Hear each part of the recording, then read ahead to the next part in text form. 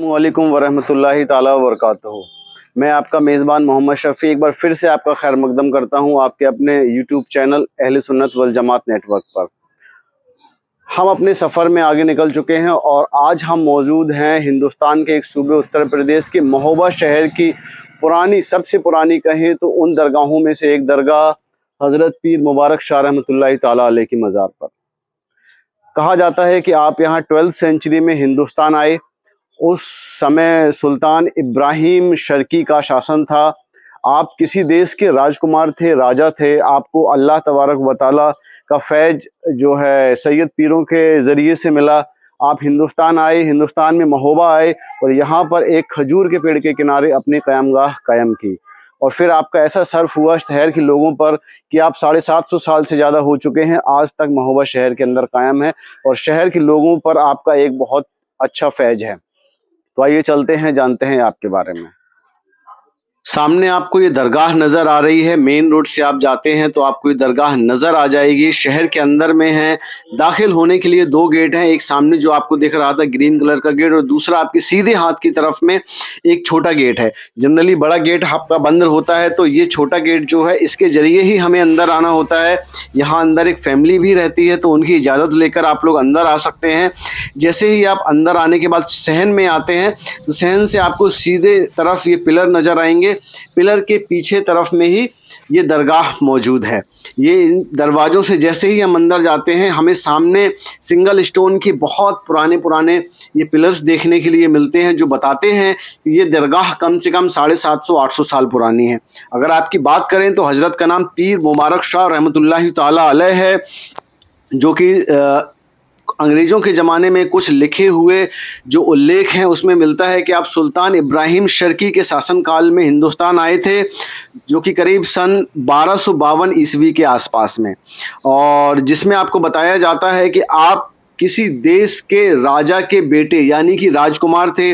अल्लाह तबारक व तआला ने आपको सैयदों के ज़रिए, क्योंकि सैयद राजू रहमतुल्लाहि ताला अलैह उनका नाम आता है, जो कि जहानिया जहां गश्त या झामजी शेख मखदूम जहान शाह रहमतुल्लाहि ताला अलैह से वाबस्ता थे, उनके ज़रिए आप मुरीद हुए और उनके कहने पर आप जो है महोबा आए। महोबा आकर आपने ज़ियारगाह कायम की, जो आज एक तालाब है जिसको मदन सागर के नाम से जाना जाता है। मदन सागर के करीब में आपने अपनी क़यामगाह कायम की और आप एक झील के किनारे खजूर के पेड़ के नीचे बैठ गए और उस खजूर के पेड़ के पास में ही आपने अपनी क़यामगाह, आरामगाह कायम की। तो आपने, कहा जाता है, ये उल्लेख भी मिलता है और लोग भी बताते हैं कि पास में जो गुखार पहाड़ या जिसको गोरख पहाड़ भी कहते हैं, वहाँ तक जाने के लिए आपने एक हिरन की खाल का इस्तेमाल किया। आपके पास में हिरन की खाल थी, जो कि आपको ख्वाजा खिज़्र रहमतुल्लाहि ताला अलैह ने दी थी।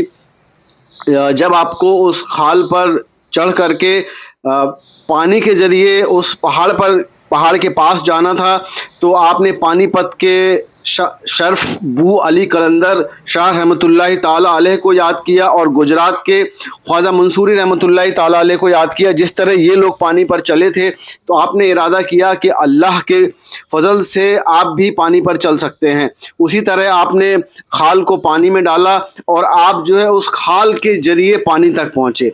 वहाँ पर आपको एक शख्स मिला जिससे कुछ बातचीत हुई। उसने आपको एक मणि पेश की जिसको पारस मणि कहा जाता है। वो पारस मणि लेते ही आपने उसको पानी में फेंक दिया। तो वो जो शख्स था वो बहुत रोने लगा। उसने कहा, आप मणि मुझे वापस कर दें, इससे मेरा खर्चा चलता है। तो आपने उससे कहा, तू डुबकी लगा और ढूंढ ले। जैसे ही उस शख्स ने डुबकी लगाई तो नीचे उसने देखा कि जितने भी पत्थर मौजूद थे उस तालाब में, वो सारे के सारे पारस मणि में बदल चुके थे। तो ये आपका मौजज़ा देखते ही वो पानी से बाहर आया और उसने कहा, हज़रत मैं नाकामयाब हुआ, आप वो मणि ला कर दे। आप जैसे ही पानी में गए और वही मणि आपने जो पारस मणि कही जाती है लाकर उसको दे दी। इतना देखते ही वो और उसके साथ में 200 लोग करीब मौजूद थे जो आप पर ईमान ले आए।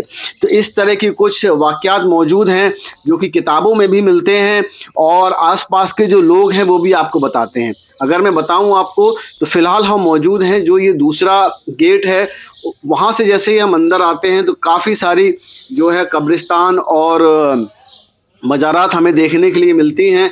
ये देखिए जो इसके पत्थर निकले हुए हैं, इससे हम समझ सकते हैं कि कब्रिस्तान ये कितनी ज़्यादा पुरानी है जहाँ पर हम मौजूद हैं। जैसे ही आप इससे आगे जाएंगे तो हमें काफ़ी सारे मज़ारात और कब्र दिखेंगी और यहाँ से आगे जाते ही हम अपने सीधे हाथ की तरफ देखेंगे तो ये कब्र मौजूद हैं, मज़ार मौजूद है और बाएं हाथ की तरफ सामने ये आपको दिख रहा है, ये भी एक गेट है। इस गेट से भी अंदर आया जा सकता है, लेकिन फ़िलहाल ये जो गेट है बंद रहता है। सिर्फ 2 गेट ही है जो जनरली खुले हुए होते हैं। यहाँ से आते ही सामने आपको सहन में इस साइड में आप अंदर जाते हैं तो यहाँ पर फिर आपको काफ़ी पुराने मज़ारात देखने के लिए मिलते हैं, जैसे कि आप देख सकते हैं, और काफ़ी सारी कब्र भी देखने के लिए मिलती हैं।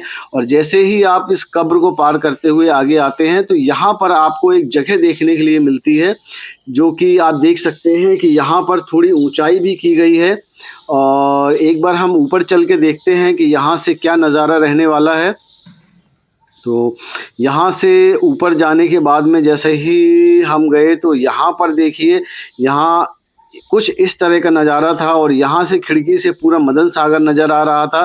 फ़िलहाल झांकड़ ज़्यादा है जिसकी वजह से सामने कुछ ज़्यादा साफ़ नहीं हमें दिख पा रहा है। तो यहाँ से हम चलते हैं सहन में और सहन में चल के देखते हैं बाकी चीज़ें।